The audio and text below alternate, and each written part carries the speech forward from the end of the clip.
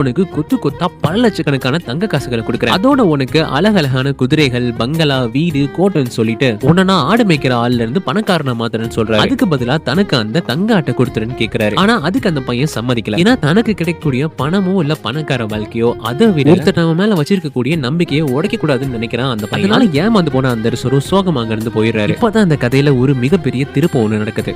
இந்த பக்கத்து நாட்டு அரசருக்கு ஒரு பொண்ணு இருப்பா. தன்னோட அப்பா சபதத்துல ஜெயிக்கணும்ன்றதுக்காக அந்த பையனை போய் பாக்குறதுக்காக தனியா போகிறான் அந்த பொண்ணு. அவனை போய் பார்த்தது அந்த பொண்ணு தன்னோட அழகை காட்டி மயக்கி அவன் கிட்ட இருக்கக்கூடிய அந்த ஆடை கொன்னுடலாம்னு நினைக்கிறான். ஆனா அந்த பையன் அந்த அழகுக்காக எல்லாம் மயங்குற ஆள் இல்ல. இவனை இப்படி நம்மளால மயக்க முடியாதுன்னு சொல்லிட்டு அந்த பொண்ணு அவங்க கிட்ட அடுத்து கொஞ்சம் கொஞ்சமா அந்த பையன் கூட பேசதான் அந்த பையனோட அந்த நேர்மையான குணம் அந்த பொண்ணுக்கு பிடிச்சு போக ரெண்டு பேரோட மனசுக்குள்ளயும் அவங்களே அறியாம ஒரு அழகான காதல் பூக்க ஆரம்பிக்குது. அதே இடத்துல ரெண்டு பேரும் தன்னோட காதலை வெளிப்படுத்துறாங்க. அந்த காதலை பயன்படுத்தி அந்த பொண்ணு அந்த தங்க ஆட்டை அந்த பையனோட கையாலேயே கொல்ல வச்சுட்டா. தான் வந்ததுக்கான விஷயத்த சாதிச்சுட்டு தான் நினைச்ச அந்த பொண்ணு அங்கிருந்து போறப்போ அந்த பொண்ணு அந்த பையனை ஏமாத்தினதோட அவனோட இதயத்தையும் எடுத்துட்டு போயிட்டா. அந்த இளவரசியும் அந்த அரசர்கிட்ட போய் அந்த தங்க ஆட்டோட தோலை கொண்டு போய் கொடுத்து நம்ம ஜெயிக்க போறோம், பாதி நாடு நமக்கு தான் சொல்லி சந்தோஷப்பட்டு இருக்கா. கடைசியில இந்த பையன் தான் தன்னோட அரசனை ஏமாத்திட்டோமேன்ற வருத்தத்தோட ரொம்பவே கஷ்டப்படுறான். அடுத்து அந்த அரசர்